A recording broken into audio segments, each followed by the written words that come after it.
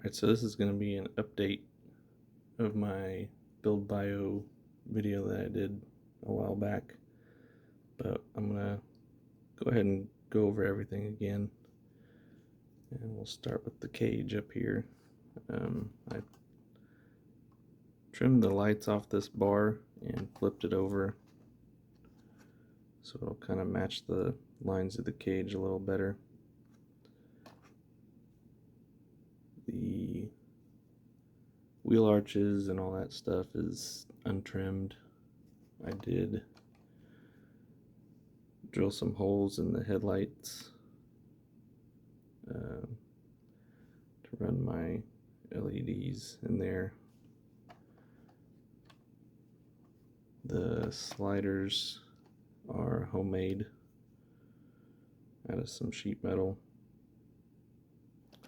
The wheels and tires I'm running are RC4WD drive stamped steel bead locks, reversed deep dish, and RC4WD drive scramblers with the foams trimmed down. I think the way that I cut it, they're about the same size as some of the smaller tire offerings from RC4WD drive, like the Patagonia or Wrangler, like that size foam, and it seems to work really well. There's some decent squish there. So we'll open the body up, and this is the factory Deadbolt bumper that I trimmed down and stuck in there with double-sided tape. Just left the LED lights in there. As you can see, this wire coming down here plugs into channel 3 or the aux channel, which is channel 3 on the remote, and that comes down. I've got that mounted with double-sided tape. It's a remote switch off Amazon. I'll try and link that in the description. The motor I'm running is an aux motor off eBay with the homemade heatsink. And like I said, this is the factory ESC. I did slot it with a Dremel to kind of let some heat out. I'm also running the Furitek Lizard ESC, and that's just stuck on with double-sided tape. That and the Bluetooth dongle, and then I wrapped the motor wires around, and also stuck the plug on with double-sided tape there. I did add some weight on this side of the slider to counterbalance the weight of the motor. This is the MOFO RC front upper shock mount that I trimmed. I trimmed the front leg off. There's usually a leg that comes down here and hits the frame up here somewhere, but since I trimmed the frame, you can see, just took a Dremel and cut it off right there below the body posts. That was mainly for servo clearance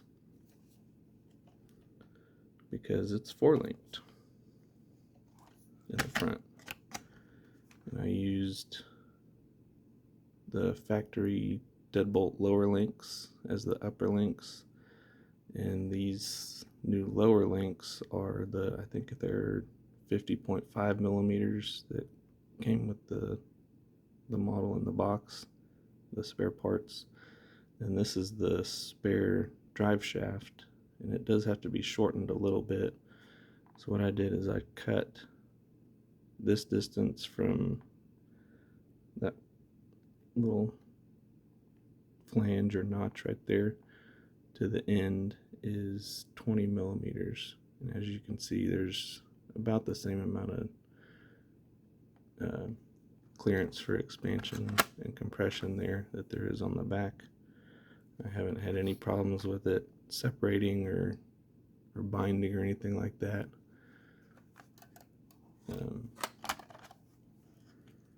The shocks I'm running are the Hobby Plus CR24 aluminum upgrade shocks, and I've done a video on how I put these together, how I mounted them, because it's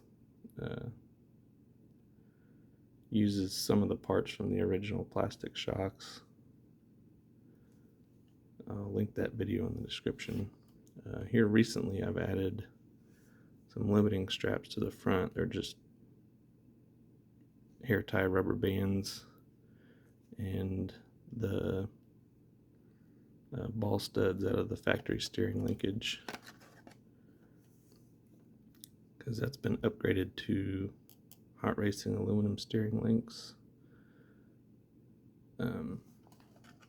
The servo I'm running is the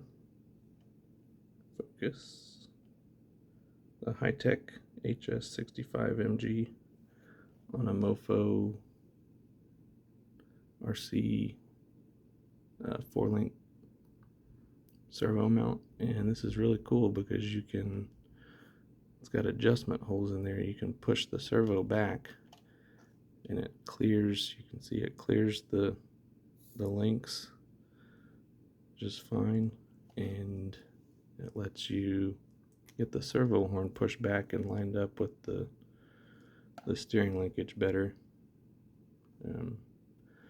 Gets it behind the front tires, so when you come up to an obstacle you're not smacking that on rocks all the time. The only other weight that I've added is a 9-gram diff cover. This is a Samix brass diff cover in the front, stock plastic diff cover in the rear, and I have plus 4mm wide axles on all 4 corners, and the 5-gram spacers on all 4 corners.